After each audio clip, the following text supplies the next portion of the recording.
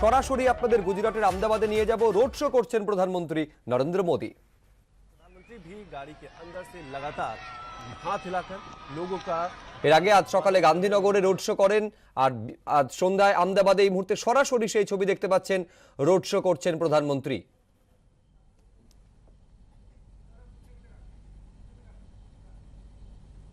पुष्पमालाएं हैं। तो ये राजभवन से लेकर सरदार पटेल स्टेडियम के बीच का जो सफर है, उसके दोनों तरफ, सड़कों के दोनों तरफ बड़ी संख्या में लोग मौजूद हैं। युवा हैं, बुजुर्ग हैं, महिलाएं हैं, बच्चे हैं। वो बस एक नजर अपने प्रधानमंत्री को देखना चाहते हैं, उनके स्वागत के लिए उमड़े और घंटों से इंतजार कर रहे हैं। आप देख सकते हैं लगातार ये सीधी तस्वीरें हैं जहां पर लोग प्रधानमंत्री का स्वागत कर रहे हैं, और अभी लोग इंतजार भी कर रहे हैं कि प्रधानमंत्री उनके बीच जब पहुंचेंगे तो फूल मालाओं से, पुष्प, गुलाब की पंखुड़ियों से प्रधानमंत्री का स्वागत करेंगे।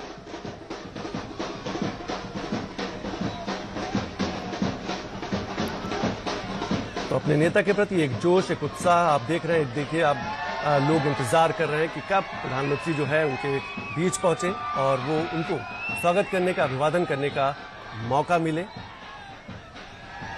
और ये जो सफर है लगातार राजभवन से सरदार पटेल स्टेडियम के बीच, और कुछ ही देर में प्रधानमंत्री जो है वो खेल महाकुंभ का उद्घाटन करेंगे। तो लगातार ये उत्साह, ये जोश अपने नेता के लिए, अपने प्रधानमंत्री के लिए सड़कों के किनारे लगातार देखने को मिल रहा है। जो अहमदाबाद की गलियों में लोग घंटों से इंतजार कर रहे थे अपने प्रधानमंत्री का, और अब प्रधानमंत्री जब उनके बीच पहुंचे हैं तो लोग बड़ी संख्या में, बड़ी तादाद में लोग हाथ हिलाकर उनका अभिवादन कर रहे हैं। प्रधानमंत्री भी उतनी ही उत्सुकता के साथ, उतने ही जोश के साथ प्रधानमंत्री भी लोगों का अभिवादन कर रहे हैं।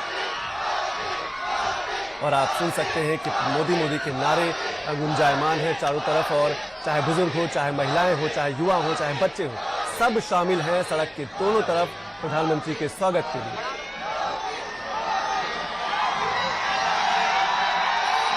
आप ये उत्सुकता, ये शोरगुल आप सुन सकते हैं कि अब प्रधानमंत्री के स्वागत के लिए लोग कितने उत्सुक हैं। घंटों से इंतजार कर रहे थे। अब प्रधानमंत्री जब उनके बीच पहुंचे हैं तो अब उनका अभिवादन।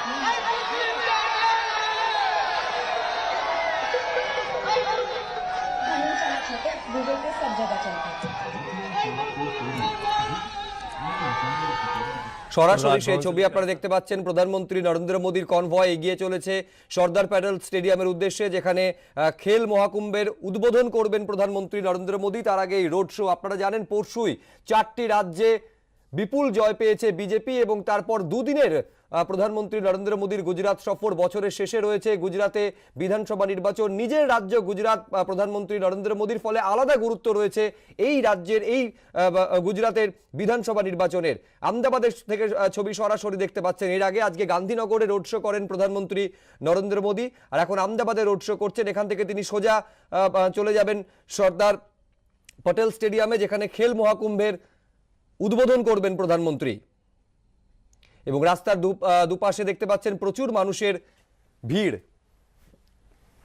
প্রধানমন্ত্রী নরেন্দ্র মোদী গান্ধীনগরের পর আহমেদাবাদে রোড শো করছেন বছরের শেষে গুজরাট বিধানসভা নির্বাচন তার আগে। देख रहे थे दोपहर 2 बजे 38 डिग्री सेल्सियस की गर्मी थी। 38 डिग्री सेल्सियस की गर्मी में लोग यहाँ खड़े थे और हाथों में पार्टी के झंडे लेकर, पोस्टर लेकर खड़े थे। बहुत दूर दूर से लोग आए हुए थे, पर लोगों को इतनी जानकारी थी, माइन्यूट जानकारी थी कि ये पीएम का आखिरी यहाँ पर विजिट है। इसके बाद पीएम दिल्ली चले जाएंगे तो हमें देखने को नहीं मिलेगा, हमें हम अपना अभिवादन करना चाहते वो नहीं हो पाएगा। तो इसलिए लोग बहुत देर तक खड़े थे और पीएम ने निराश नहीं किया। तो देखिए, कुल मिलाकर प्रधानमंत्री नरेंद्र मोदी ने जो साल के अंत में नवंबर महीने में या दिसंबर महीने में चुनाव होने हैं, उसकी एक बिसात तो बिछा दी है। पहला पासा खेल दिया है, पहला दाव खेल दिया है पीएम मोदी ने। भाजपा का ये गढ़ है गुजरात, और इतने वर्षों में लगभग 2 दशकों से अधिक समय से बीजेपी कभी गुजरात में हारी नहीं है। और पिछली बार तो कांग्रेस से एक अच्छी खासी चुनौती मिली थी। ये चुनौती इस चुनाव में नहीं दिखनी चाहिए, क्योंकि ये पीएम का गढ़ है, पीएम के नाम से जाना जाता है। तो ऐसे पर यहाँ पर बीजेपी कोई रिस्क लेना नहीं चाहती, और इसलिए पहले दिन से ही यहाँ पर चाहे पार्टी हो, चाहे पीएम हो, चाहे कार्यकर्ता हो, वो सभी एक तरह से इस दिशा में काम कर रहे हैं कि नवंबर महीने में जब परिणाम आए तो बीजेपी के अनुकूल परिणाम आए, ताकि यहां से मैसेज दिया जा सके। भले ही हम राजनीति के क्षेत्र में जब हम चर्चा कर रहे हैं तो कह रहे हैं कि 2022 में ये जो चुनाव हुए 4 राज्यों के, ये कहीं न कहीं सेमीफाइनल था, लेकिन बहुत कुछ निर्भर करेगा गुजरात जो पीएम का होम ग्राउंड है। अगर देखिए बड़े से बड़ा खिलाड़ी विदेशों में जाकर जीत जाए, अपने घर पर हार जाए तो बड़ी किरकिरी होती है। तो पीएम तो ये अफोर्ड नहीं कर सकते कि गुजरात में जहां के सभी सांसद चुनकर आ रहे हैं पिछले 2 चुनाव में, 2 लोकसभा चुनाव में, तो यहां पीएम नहीं चाहेंगे कि बीजेपी के परफॉर्मेंस में किसी प्रकार की कमी हो। हम पिछले 2 दिनों से गुजरात में इस अहमदाबाद क्षेत्र में घूम रहे हैं और लोगों से बात कर रहे हैं, तो कहीं ना कहीं लोग पीएम को बहुत पसंद करते हैं, ये बात तो जाहिर है। लेकिन क्या उन पिछले 5 सालों के कार्यकाल को पसंद कर रहे हैं, स्थानीय विधायकों के काम को पसंद कर रहे हैं? अगर थोड़ी बहुत त्रुटियां हैं तो क्या पीएम उस त्रुटियों को अपने चेहरे के माध्यम से दूर कर पाएंगे? ये बड़ा दिलचस्प होगा। शिरीन, आपको बताएं कि यूपी में चुनाव था और हम सभी एबीपी न्यूज के रिपोर्टर्स यूपी के अलग अलग शहरों में कवरेज कर रहे थे। वाराणसी जो पीएम मोदी का संसदीय क्षेत्र है, हम वहां कवरेज कर रहे थे। चुनाव 7 तारीख को था, वहां पर 5 और 6 तारीख को ऐसा माहौल बना हुआ था कि वाराणसी की 8 सीटों में से 3 सीटों पर तो कांटे की लड़ाई है, या बीजेपी 1-2 सीटें हार भी सकती है। लेकिन वहां पर पीएम मोदी का रोड शो हुआ और पूरे जो चित्र थी वो पूरी बदल गई। 8 की 8 सीटें बीजेपी लेकर गई, यानी जो लोकल फैक्टर थे नाराजगी के वो खत्म हो गए पीएम का चेहरा आने पर। तो कहीं न कहीं पीएम ने यहां पर रोड शो के माध्यम से एक बार फिर से अपना चेहरा प्रस्तुत कर दिया है। और जब यहां चुनाव की बात आती है तो लोग प्रधानमंत्री के चेहरे को बेहद पसंद करते हैं और वो मानते हैं कि हमारे राज्य के हैं, हमारे घर के बेटे हैं, यहाँ कैसे उनको असफलता मिल सकती है। ये बातें बहुत मायने रखती हैं यहाँ के लोगों के लिए। निश्चित तौर पर 2 दिनों का कार्यक्रम था। अब पीएम मोदी सरदार पटेल स्टेडियम मुझे लगता है कि लगभग पहुंच गए होंगे और वहां इस खेल महोत्सव का वो उद्घाटन करेंगे और उसके बाद लगभग 8 बजे के आसपास वो दिल्ली के लिए प्रस्थान करेंगे। जी।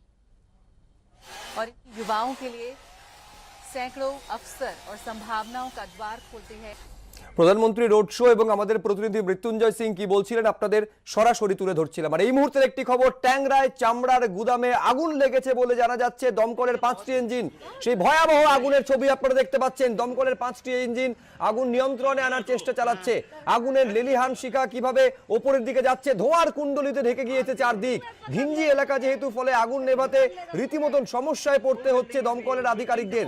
ট্যাংরার ছবি আপনারা দেখতে পাচ্ছেন, এখানে চামড়ার গুদাম রয়েছে, সেই চামড়ার গুদামে আগুন লেগেছে। 5টি ইঞ্জিন দমকলের এই মুহূর্তে আগুন নেভানোর চেষ্টা চালাচ্ছে।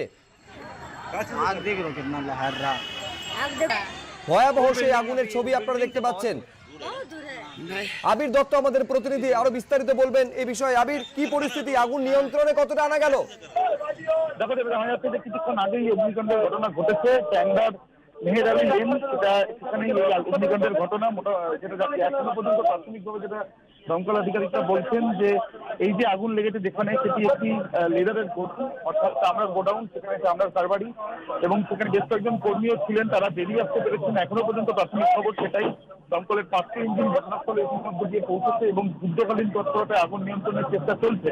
যদিও তুমি জানো অন্ধকার হয়ে গিয়েছে, তাতে একটা সমস্যা এবং তার সঙ্গে সঙ্গে ঘিঞ্জি এলাকা এবং আগুনের লেলিহান শিখা দূর থেকে দেখে বোঝা যাচ্ছে যে সারা আকাশ ঢেকে গিয়েছে ধোঁয়ায় এবং তার সঙ্গে সঙ্গে এলাকাটাও একটা চাঞ্চল্যের পরিস্থিতি। ঘটনাস্থলে স্থানীয় পুলিশের সঙ্গে সঙ্গে দমকল যেমন কাজ করছে, স্থানীয় বাসিন্দারাও আগুন নিয়ন্ত্রণের চেষ্টা চালাচ্ছেন। ঠিক কখন এই আগুন নিয়ন্ত্রণে আসবে সেটা এখনই বলা যাচ্ছে না, এমনটাই দমকল সূত্রে জানা যাচ্ছে।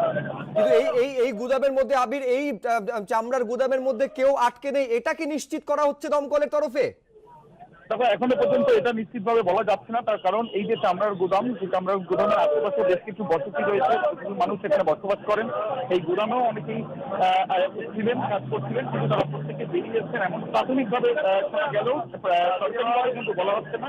তাই আগুন নিয়ন্ত্রণ করাটা এখন সব থেকে বড় চ্যালেঞ্জ এবং সেই চ্যালেঞ্জটাই একেবারে নিঃসন্দেহে বড় চ্যালেঞ্জ। আবির, তুমি আমাদের সঙ্গে থাকো। সেই চ্যালেঞ্জের মোকাবিলা দমকল কিভাবে করবে? কারণ ছবি দেখেই বোঝা যাচ্ছে যে আগুন রীতিমতন ভয়াবহ চেহারা নিয়েছে। আগুনের লেলিহান শিখা দেখা যাচ্ছে, শুধু নয় ধোঁয়ার কুণ্ডলিতে ঢেকে গিয়েছে চারপাশ। তার উপরে সমস্যা হয়ে দাঁড়িয়েছে যেহেতু ঘিঞ্জি এলাকা হওয়ায় আগুন নেভাতে রীতিমতন সমস্যায় পড়তে হচ্ছে দমকলকে।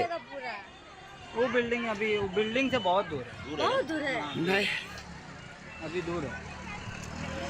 कारखाना है तो हाँ क्या चीज है कारखाना? ট্যাংরার ছবি আপনারা দেখতে পাচ্ছেন, বিকেলের ছবি। চামড়ার গুদামে আগুন লেগেছে কিছুক্ষণ আগের এই ছবি। 5টি ইঞ্জিন এই মুহূর্তে ঘটনাস্থলে, দমকলের 5টি ইঞ্জিন আগুন নেভানোর কাজ চালাচ্ছে। নিঃসন্দেহে আবির, এটা তো একটা বড় সমস্যা, যেহেতু ঘিঞ্জি এলাকা, ফলে একটা আশঙ্কা থাকে সেই আগুন দ্রুত ছড়িয়ে পড়তে পারে। সেই আশঙ্কাকে নির্মূল করার জন্য কি ব্যবস্থা দমকল করছে? তিনি যেমনটা বলছিলেন যে ঘিঞ্জি এলাকা বলে একটা সমস্যা এবং তার সঙ্গে জন্য আরেকটা সমস্যা অন্ধকার হয়ে যাওয়া এই যান্ত্রিক গোলযোগের কারণে আবিরের কথা পরিষ্কারভাবে আমাদের কাছে এসে পৌঁছচ্ছে না, কিন্তু যে ছবি আপনারা দেখছেন নিঃসন্দেহে তা ভয়াবহ ছবি। একটা বড় অংশ জুড়ে আগুন লেগেছে, বুঝতে পারছেন যে চামড়ার গুদাম কার্যত পুরো গুদামটাই চলে গিয়েছে আগুনের গ্রাসে, এবং এই আগুনকে নিয়ন্ত্রণে আনা নিঃসন্দেহে দমকলের কাছে একটা চ্যালেঞ্জের বিষয় হয়ে দাঁড়িয়েছে। তারপর ঘিঞ্জি এলাকা, ফলে এই ঘিঞ্জি এলাকায় আগুন নিয়ন্ত্রণে আনাটাও দমকলের কাছে কঠিন পরিস্থিতির সম্মুখীন হতে হচ্ছে। বুঝতেই পারছেন যে আগুন যেভাবে পুরোপুরি গ্রাসে নিয়ে ফেলেছে এই গোটা চামড়ার গুদামকে, কালো ধোঁয়ায় ঢেকে গিয়েছে চারপাশ, তার উপর সন্ধে নেমে আসায় নিঃসন্দেহে আগুন নেভানোর কাজটা অনেকটা কঠিন হয়ে দাঁড়িয়েছে দমকলের।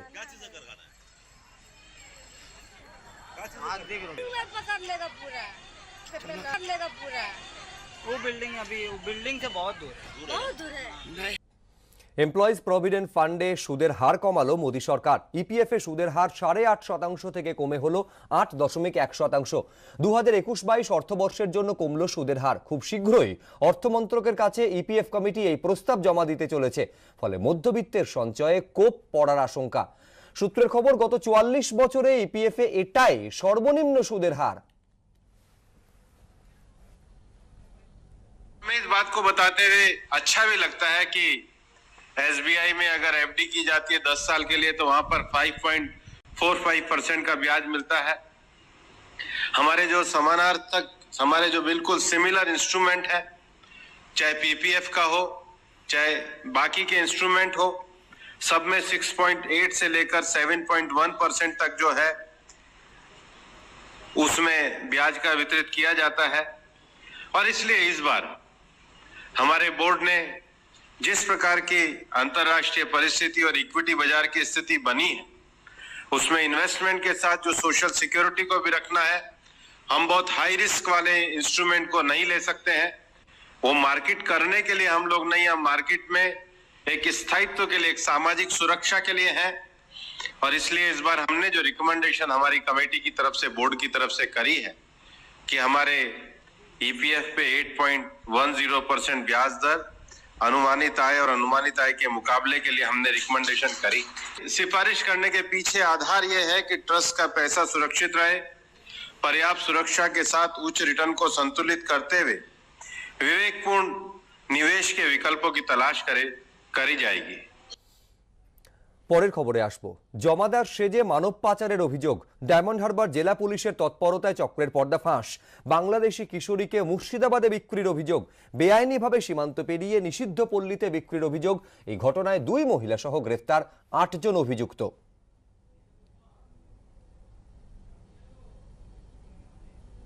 যে আস্থা অ্যাপে আমাদের যে ল্যাটলং লিঙ্ক পাওয়া যায় তাতে দেখা যায় যে এটা নূরপুর বাস স্ট্যান্ড থেকে ওই এসওএসটা জেনারেট করেছে।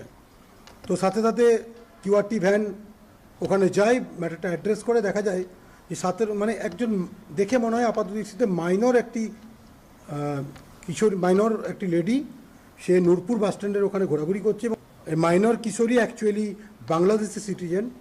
তাকে বাংলাদেশ থেকে এই দেশে ট্রাফিক করে তাকে দিয়ে যে ট্রাফিকাররা ট্রাফিক করেছিল তারা প্রথমে তাকে সেক্সুয়ালি অ্যাসল্ট করে, তাদের যে হাইডআউট, সেই হাইডআউটের থেকে পরে হাত বদল হয়ে তাকে নিয়ে চলে যায় মহিষাদলের পূর্ব মেদিনীপুরের একটা হোটেলে। সেখানে প্রায় 2 মাস তাকে ডিফ অ্যান্ড ডামের মতো করে রেখে দেওয়া হয়েছিল। তাকে বলা হয়েছিল যে সে কথা বলতে পারে না, এরকম অ্যাক্ট করতে, নাহলে তাকে প্রাণে মেরে ফেলা হবে। তো আমরা যখন জানতে পারি, বোতলটাকে আমরা আইডেন্টিফাই করে ওখানকার যে মহিলা টিম টাইপ ছিলেন তাকে আমরা অ্যারেস্ট করি। ডিউরিং ইনভেস্টিগেশন আমরা টোটাল এখনো পর্যন্ত 8 জনকে অ্যারেস্ট করেছি।